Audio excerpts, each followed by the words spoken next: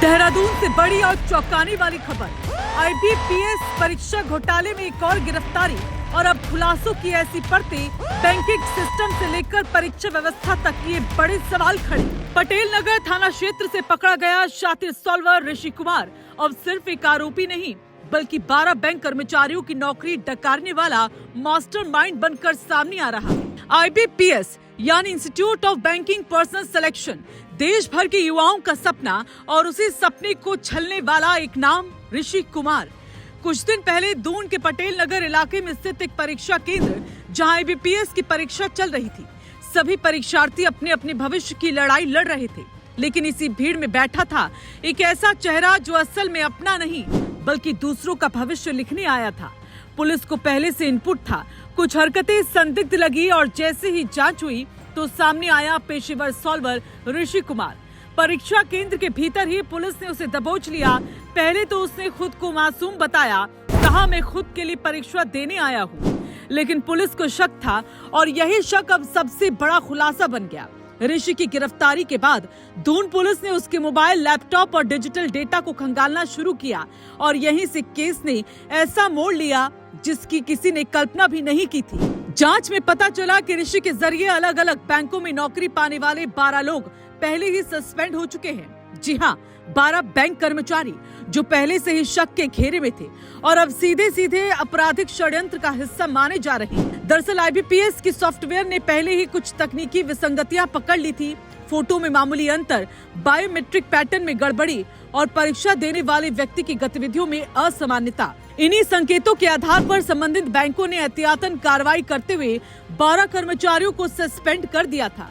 लेकिन तब तक एक सवाल अनसुलझा था, आखिर इनकी जगह परीक्षा देने वाला था कौन? ऋषि की गिरफ्तारी के बाद पुलिस ने उसका फोटो और बायोमेट्रिक रिकॉर्ड IBPS की पुराने डेटा से मैच कराया और फिर जो सामने आया वो सिस्टम के लिए भी झटका था और जांच एजेंसियों के लिए भी।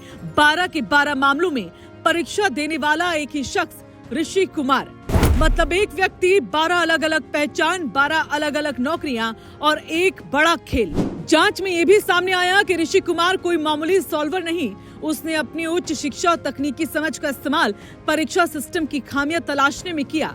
कभी फोटो मिक्सिंग, कभी मेकअप और हुलिया बदलकर, कभी चश्मा, दाढ़ी या हेयर स्टाइल, हर बार नया चेहरा, लेकिन उंगलियों के निशान वही और यही निशान अब उसे ले डूबे।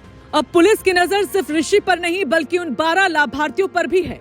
सबसे बड़ा सवाल, कितने पैसे में बिकती थी एक बैंक की नौकरी? किसने कितनी रकम दी?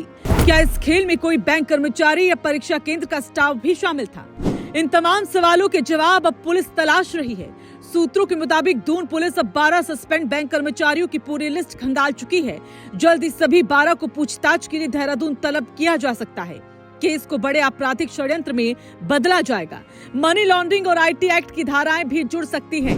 हालांकि ऋषि अब भी यही रट लगाए बैठा है कि इस बार वो खुद के लिए परीक्षा दे रहा था, लेकिन पुलिस उसके दस्तावेजों, ID और डिजिटल सबूतों की बारीकी से जांच कर रही है। अधिकारियों का कहना है कि सबूत इतने मजबूत हैं कि बच निकलना अब नामुमकिन है।